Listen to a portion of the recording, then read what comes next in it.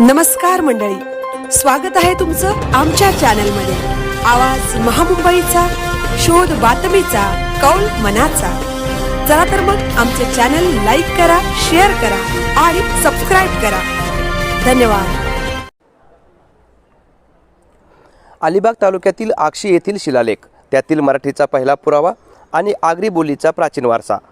महाराष्ट्राच्या ऐतिहासिक जडणघडणीत आणि मराठी भाषेच्या उगमात रायगड जिल्ह्यातील अलिबाग तालुक्याचे महत्त्व अनन्यसाधारण आहे।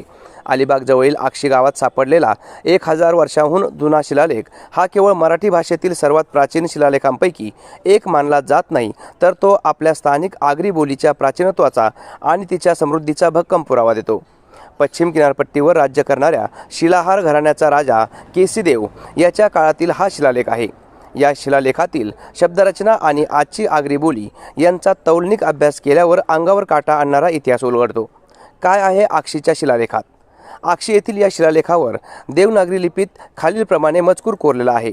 ओम स्वस्तिरी शकू सवंतू 934 10वी संवत्सरी, मार्गशीर सुद भृगुवारी भुर्ज मीय पश्चिम समुद्राधिपती श्री कोकणा चक्रवर्ती श्री केसीदेव राया महाप्रधाने भैजू सेनुई तसुमुद्र व्यापारे सिरिपोनिवी आसित द्वाकली देवी बहुचिया सेला विया शुक्रवाराचे भोना घाली 9 तापाली 9 दिधली।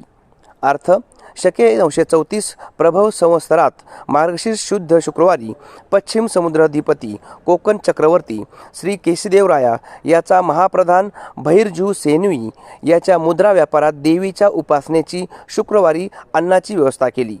आगरी बोली आणि शिलालेखातील शब्दांचे मोठे साम्य। हा शिलालेख मूळ मराठीतील पहिला शिलालेख मानला जातो, पण त्याचे सर्वात मोठे वैशिष्ट्य म्हणजे यात वापरले गेलेले शब्द थेट आजच्या आगरी बोलीशी नाते सांगतात।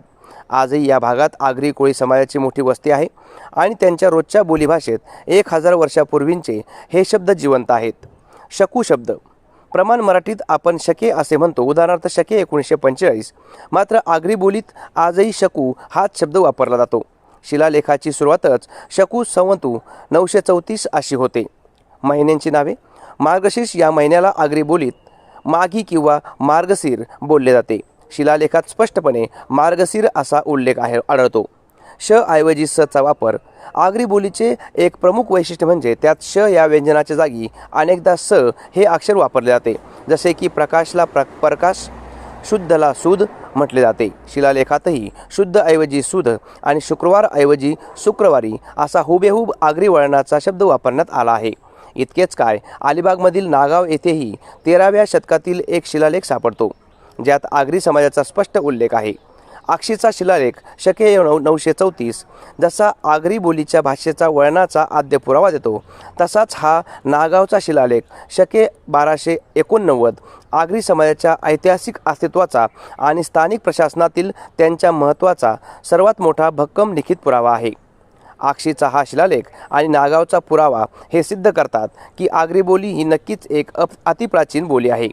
केवळ इतकेच नाही, तर काळानुरूप प्रमाण मराठी भाषा बदलत गेली असली तरी आगरी बोलीने मूळ मराठीचे किंवा प्राकृत भाषेचे शुद्ध रूप अजूनही आपल्या अंगाखांद्यावर अभिमानाने टिकून ठेवले आहे, असे म्हटल्यास ते अजिबात वावगे ठरणार नाही। आवाज महामुंबईचा चॅनलसाठी सर्वेश तरे, अलिबाग।